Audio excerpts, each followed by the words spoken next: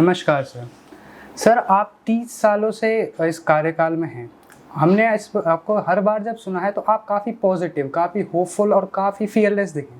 तो इसके पीछे आपके क्या विचार या फिर क्या आपके वैल्यूज़ हैं जो आप इसको ड्राइव करने में हेल्प करते हैं? देखिए, सबसे पहले तो मैं संशोधन ये करना चाहूँगा कि मैं 40 वर्षों से इस क्षेत्र में कार्यशाल हूँ। सन 1983 में मैंने संन्यास ग्रहण किया और लिविंग विद पर्पज, उद्देश्यपूर्ण जीवन, एक सार्थक जीवन, क्योंकि हमारा मनुष्य जीवन जो है वो केवल तेल लून और लकड़ी के चक्कर में ही जाया ना करें और हम इसको उद्देश्यपूर्ण जीवन जिएं, सार्थक जीवन जिएं। तो मैं इस क्षेत्र के अंदर आया 8 अक्टूबर सन 1983 को और मैंने 2023 में 40 वर्ष पूरे किए हैं अपने संन्यास जीवन के और इसी क्रम में मैं आगे चल रहा हूँ। सर जब आप इस कार्यकाल में आए थे उससे पहले आपका क्या ऐसा टर्निंग पॉइंट रहा था, खासकर एक स्टूडेंट लाइफ के अंदर जो आप इसकी तरफ? देखिए, वैराग्य के दो कारण होते हैं मेरी समझ में। एक होता है नैसर्गिक और दूसरा होता है जीवन में ऐसी कोई घटना या दुर्घटना घटित हो और व्यक्ति वैराग्य की ओर आगे बढ़ जाता है। जैसे हम सुनते हैं महात्मा बुद्ध ने एक लाश को देखा, शमशान यात्रा जा रही थी लाश, उन्हें वैराग्य उत्पन्न हो गया। किसी के जीवन में ऐसी कोई घटना दुर्घटना हुई, पर मैं अपने जीवन पर जब आत्मसात दृष्टि डालता हूँ तो मेरे साथ ऐसा कोई घटना घटित नहीं हुई। मैं इतना ही कहना चाहूँगा कि इसको मैं प्रारब्ध कहूँगा। हम पूर्व जन्म को भी मानते हैं, पुनर्जन्म में भी विश्वास रखते हैं। तो मैं ऐसे संस्कार लेकर के उत्पन्न हुआ कि मात्र जब मैं 12, 13, 14 साल का था तभी से मेरे मन में वैराग्य उत्पन्न हो गया। हालांकि ये अलग बात है कि मैं अपने सभी 6 भाई और 2 बहनों में सबसे छोटा था और अभिभावकों की परमिशन नहीं होने के कारण से काफ़ी मुझे संघर्ष करना पड़ा। और जब मैं 22 वर्ष का हो गया तब 1983 में अपने अभिभावकों की अनुमति के साथ मैंने संन्यास ग्रहण किया। तो मेरे जीवन में ऐसी कोई घटना दुर्घटना तो न घटी, किंतु नैसर्गिक प्रारब्ध में उसे कह सकता हूँ। सर आपने एक विश्व भारती इंस्टीट्यूशन, अहिंसा विश्व भारती इंस्टीट्यूशन नाम से इंस्टीट्यूशन चलाया था, जिसके आप पीछे आपके क्या मोरल्स रहे हैं, क्या एक एथिक्स रही कि आपने उसको चलाया? देखिए, मैंने संन्यास ग्रहण करने के बाद करीब 22 वर्षों तक मैंने पैदल पद यात्रा की भारत देश की और करीब 20,000 किलोमीटर मैंने पैदल भ्रमण किया। इस दौरान ज्यों-ज्यों मेरा एजुकेशन, शिक्षा बढ़ी, समझ बढ़ी, उसी के साथ मुझे ये लगा कि धर्म के क्षेत्र में भी एक नई अभिनव क्रांति की जरूरत है।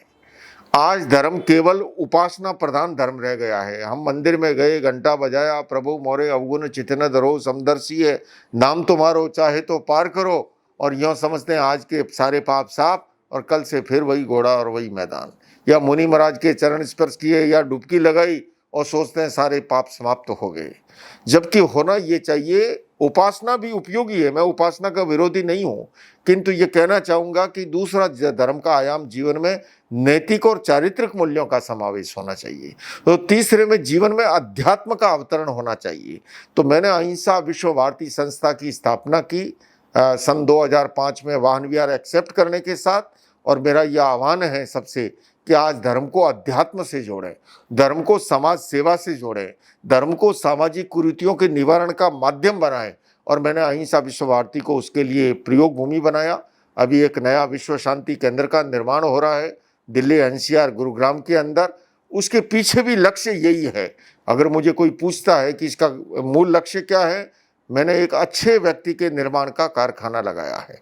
अच्छे व्यक्ति का निर्माण कैसे हो? आज हमारे एजुकेशन के द्वारा अच्छे डॉक्टर बन रहे हैं, वकील बन रहे हैं, इंजीनियर बन रहे हैं, किंतु अपेक्षा है अच्छे आदमी का निर्माण हो। तो उसके लिए जो है इस संस्थान की स्थापना की है और मैं पूरी दुनिया में अहिंसा, शांति, सद्भावना की स्थापना के लिए, उसके साथ साथ सामाजिक कार्य जो है पर्यावरण प्रदूषण के खिलाफ, नशे के खिलाफ, कन्या भ्रूणहत्या के खिलाफ आदि आदि ऐसे विषयों पर भी ये संस्था आंदोलन चलाती रही है देशव्यापी, और काफ़ी सफलता भी मिली है उसके अंदर। उसके साथ ही साथ जो है समाज के अंदर समसामयिक जो समस्याएं हैं, उन समस्याओं के समाधान के लिए, कुरीतियों के निवारण के लिए, अंधविश्वासों को खत्म करने के लिए भी प्रयासरत रहती है। और विश्व शांति केंद्र के निर्माण के बाद बड़े स्तर पर जो है पूरी दुनिया भर में किस तरह से पीस एम्बेसडर खड़े हो और कहीं पर भी कॉन्फ्लिक्ट खड़ा हो, उसके सॉल्यूशन के लिए पानी आने से पहले पाल बांधे। आज हम देख रहे हैं यूक्रेन और रशिया का युद्ध चल रहा है, इजराइल और फिलिस्तीन का चल रहा है। इतने लंबे काल से मासूम बच्चे मारे जा रहे हैं, विधवाएं असमय में हमारी बहनें हो रही है, पूरी दुनिया की इकोनॉमी प्रभावित हो रही है। तो ऐसे के अंदर ये विश्व शांति केंद्र जहाँ भी कॉन्फ्लिक्ट खड़ा होगा, आखिर युद्ध के बाद भी क्या होता है, बातचीत की टेबल पे आते हैं, तो भला पहले ही टेबल पे क्यों ना आ जाए बातचीत की, वहाँ पर ये भूमिका अदा करेगा उसके निवारण के लिए। और इसीलिए अहिंसा विश्व भारती और विश्व शांति केंद्र समर्पित रहेगा देश और दुनिया के लिए। सर, जैसा आपके इंस्टीट्यूशन का नाम अहिंसा, अहिंसा पे हमने देखा है कि आजकल के जो बच्चे हैं, युवा पीढ़ी है, उनके अंदर काफ़ी वायलेंस आ चुका है। वो काफ़ी इस प्रति चल रहे हैं कि वो काफ़ी नॉन वायलेंट नहीं रहते और उनमें पेशेंस की भी कमी आ चुकी है। इसके ऊपर आपके क्या विचार? देखिए, उसका दोष केवल युवाओं को ही नहीं है।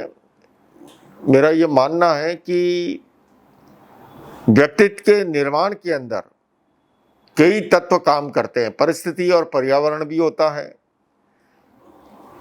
अभिभावकों की भूमिका भी होती है, जहाँ वो एजुकेशन ग्रहण करता है शिक्षा संस्थानों का भी रोल होता है, खुद जैसी आनुवंशिकता से आया है वह भी, उसका भी एक रोल होता है।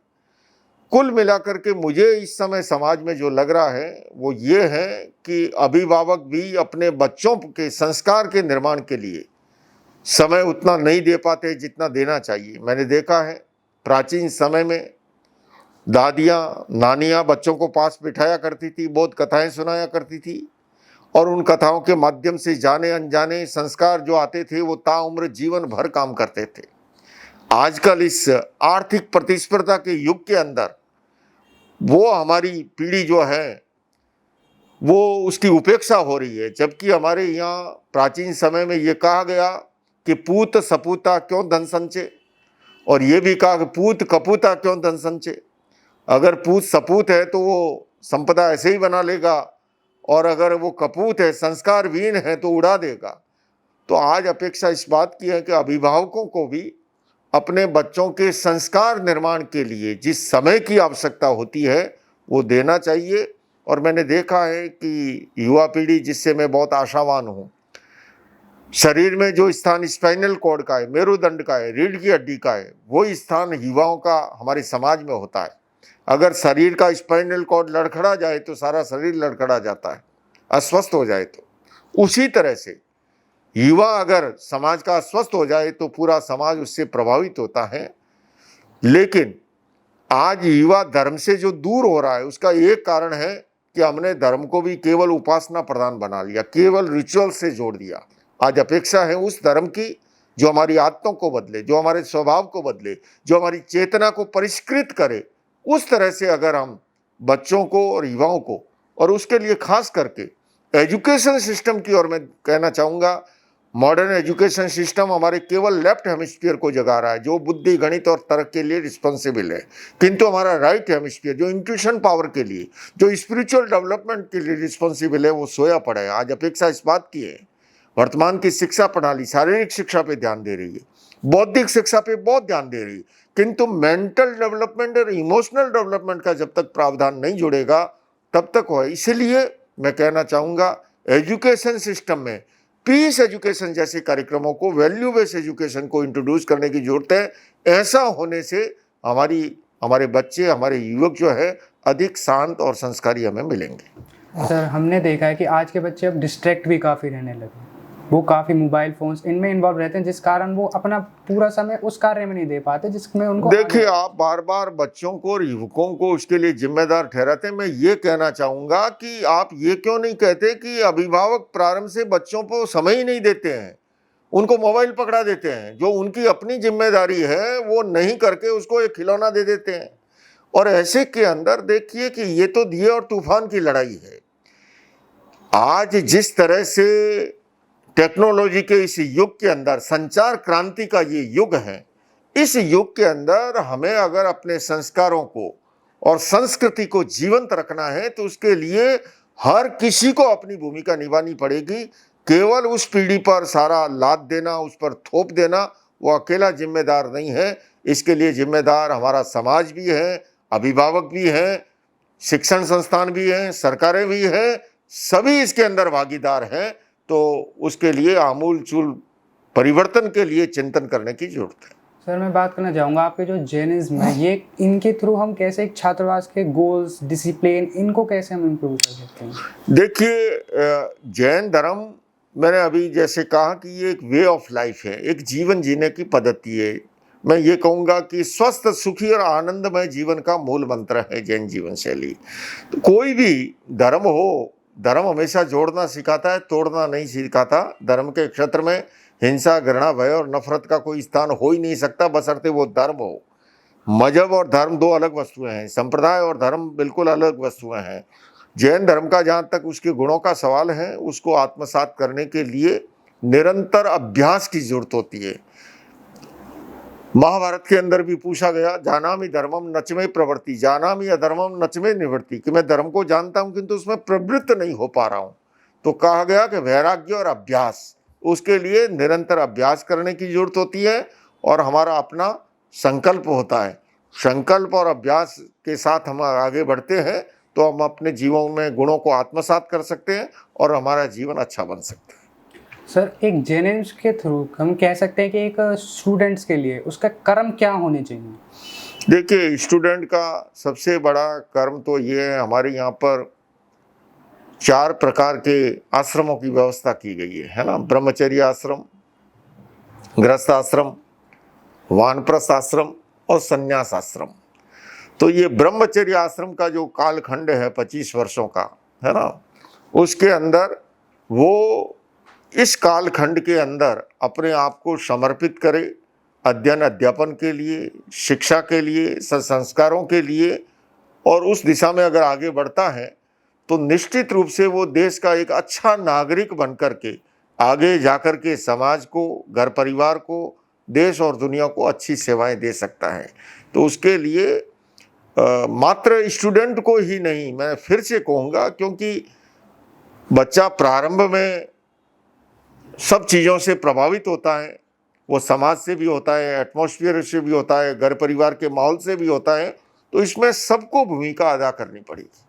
सर मैं आखिर में आपसे पूछना चाहूँगा कि आप हमारे माध्यम से कुछ विचार जो आप हमारी युवा पीढ़ी, हमारे स्टूडेंट्स को पहुँचाना चाहते हैं। मैं युवा पीढ़ी से यही कहना चाहूँगा, मैं युवा पीढ़ी को बहुत ही आशा भरी निगाहों से देख रहा हूँ और मेरा ये मानना है कि युवाओं की बदौलत ही हमारा भारत देश सन 2030 तक दुनिया की एक आर्थिक महाशक्ति बनने की दिशा में आगे बढ़ेगा, और वो होगा केवल युवाओं की बदौलत, किसी इस या उस सरकार के कारण नहीं, हमारी युवा शक्ति के कारण से। और मैं फिर से कह रहा हूँ, युवाओं का स्थान वही स्थान है जो हमारे शरीर में स्पाइनल कॉर्ड का है, मेरुदंड का है। तो युवाओं को अपना कर्तव्य दायित्व निभाने के लिए तैयार रहना चाहिए, उन्हें बहुत बड़ी भूमिका निभानी है। और युवाओं से मैं यही कहना चाहूँगा कि इस संचार क्रांति के युग में पश्चिमी सभ्यता संस्कृति से अधिक प्रभावित हुए बगैर श्रेष्ठ बातों को जरूर कहीं की भी है उसने आत्मसात करे, किंतु जो बातें हमारी सभ्यता संस्कृति के अनुकूल नहीं है उसके चंगुल में न फंसे और अपने व्यक्तित्व को आगे बढ़ाए। मैं पुनः युवाओं को बहुत बहुत इस कामना के लिए साधुवाद देता हूँ। धन्यवाद आचार्य। धन्यवाद। SND इस चैनल का बहुत बहुत धन्यवाद कि वो एक सकारात्मक विचारों को, अच्छे विचारों को फैलाने का काम करता है। देखिए संत हो या कोई भी देश का श्रेष्ठ नागरिक हो, वो गुलाब की तरह हो सकता है, किंतु ये संचार युग के अंदर ये माध्यम जो है हवा का काम करते हैं, उस आवाज़ को लाखों करोड़ों लोगों तक लेके जाते हैं। तो मैं SND को बहुत बहुत धन्यवाद देता हूँ इस श्रेष्ठ कार्य के लिए। धन्यवाद। Thank you.